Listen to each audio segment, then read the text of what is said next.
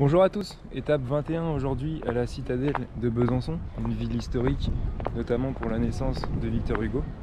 La citadelle, j'ai pu la voir, elle est juste là-haut, mais je vais avancer un petit peu, me mettre dans un coin un peu plus tranquille pour parler d'un sujet important qui n'a pas de rapport avec ce petit logo que vous voyez là, que j'ai mis par rapport à une rencontre d'hier. Donc j'avance tranquillement dans ce lieu répertorié au patrimoine mondial de l'UNESCO pour vous parler plus précisément du thème du jour. Alors le sujet que j'ai choisi d'évoquer ici dans mon étape entre Champagnole et Besançon n'est pas forcément facile à évoquer, mais pour être tout à fait complet dans mon tour de France des soignants, il était important d'en parler. Alors aujourd'hui on va parler des infections sexuellement transmissibles ou maladies MST. En sachant que le sida en France c'est 6000 nouveaux cas selon les capacités de dépistage, et qu'il y a 62 millions de sérologies VIH réalisées, avec une augmentation progressive de ce taux, avec un taux de positivité qui s'est stabilisé en 2019, selon Santé publique France, à 2 pour 1000 sérologies. Alors, pour avoir ce type d'information, je me suis rapproché du CEGID. Le CEGID, c'est le centre gratuit d'information, de dépistage et de diagnostic pour les maladies type VIH, donc celui du sida, et des IST comme le gonocoque, la chlamydia ou syphilis. C'est un centre anonyme et gratuit dont, à Besançon, on retrouve le centre principal de la région.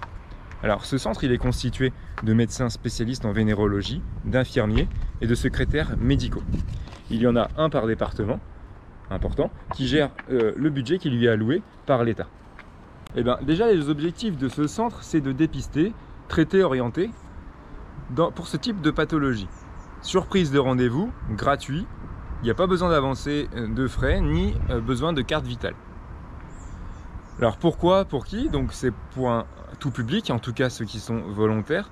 En premier lieu les jeunes, sachant que ce type d'information, on l'a par le biais de cours de sciences et de vie, sciences et vie au collège, dans les classes de 5e et 4e, pour amorcer des connaissances à ce sujet, et dont le CEGID peut être amené à intervenir dans ce contexte scolaire. Alors concrètement, comment ça se passe? Donc après prise de rendez-vous, on entre dans ce CEGID, on est accueilli par un médecin, une infirmière, donc on peut réaliser un prélèvement sanguin ou local s'il s'agit d'un dépistage, mais en tout cas on va prendre connaissance de l'environnement, de la personne, des risques potentiels et dialoguer de manière anonyme, gratuite, et peut-être aller jusqu'à évoquer certains aspects comme des situations de violence par exemple. Alors bien sûr, pour avoir ce type d'information, j'ai dû contacter l'infirmière du CEGID ici à Besançon, qui m'a gentiment donné toutes les informations dont j'avais besoin et que je vais relayer ici, reprendre dans cette conclusion. En matière de prévention en tout cas, sortez couverts évidemment, au moindre risque potentiel ou exposition, contactez un médecin traitant ou ces centres de CEGID dans chaque département qui ont la particularité d'être anonymes et gratuits. Alors ce qui est particulier avec le VIH par exemple, c'est qu'il n'y a pas de symptômes évidents. Il faut se rapprocher du milieu médical assez rapidement pour réduire les risques. Auquel cas on pourra envisager un traitement d'urgence de 48 heures sur préconisation d'un médecin.